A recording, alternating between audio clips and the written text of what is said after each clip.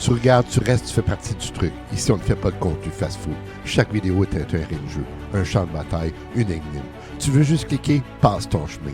Tu veux comprendre, rire, cogner, réfléchir, alors reste jusqu'au bout. Et si t'es encore là à la fin, t'es pas juste un abonné, t'es un complice. Bonjour, bienvenue à Gilles de Presse. Aujourd'hui, le mythe du self-made. On nous répète sans cesse l'histoire du self-made, l'homme pas de rien qui a levé les échelons seul, armé de courage, de volonté. Mais derrière cette légende, il y a des escaliers invisibles, des ascenseurs réservés et des coups de pouce qu'on ne raconte jamais. Le self-made n'est pas une réalité, c'est une mise en scène. La légende du héros solitaire. Le self-made est le conte moderne. Le héros qui se bat contre la pauvreté, qui réussit grâce à son travail acharné. Mais dans la vraie vie, personne ne se fait tout seul. Derrière chaque réussite, il y a une famille qui a soutenu, une école qui a formé, un réseau qui a ouvert des portes. Le mythe gomme sa réalité pour glorifier les vies. Derrière chaque self-made, il y a un self-aid. Les escaliers invisibles. Alors les héritages, le contact, les privilèges, ce sont des escaliers invisibles. On ne les voit pas dans les bureaucraties, mais ils sont là. Le self-made, c'est souvent un montage marketing. On efface les coups de pouce pour mieux vendre l'image du génie solitaire. Mais la vérité, c'est que le système est biaisé. Certains commencent la course avec 10 mètres en avant. Le vrai miracle, ce n'est pas de réussir seul, c'est de réussir sans piston, sans avoir été poussé. Le business du mythe.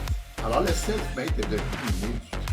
Les coachs, les gourous, les influenceurs vendent des formations pour devenir indépendants. Mais leur indépendance, c'est ton argent. Ils transforment le rêve en produit et le produit en profit. Le self-made n'est pas seulement une histoire qu'on raconte, c'est un business qui prospère sur une illusion. Le self-made, c'est surtout le self-paid, les contradictions sociales. Alors on vérifie ceux qui ne partent de rien, mais on oublie que le système fabrique des inégalités. Le self-made est l'exception qu'on pour cacher la règle. On nous dit, si lui a réussi, tu peux aussi. Mais on ne dit jamais qu'il lui avait des conditions particulières, un contexte favorable ou simplement sa chance.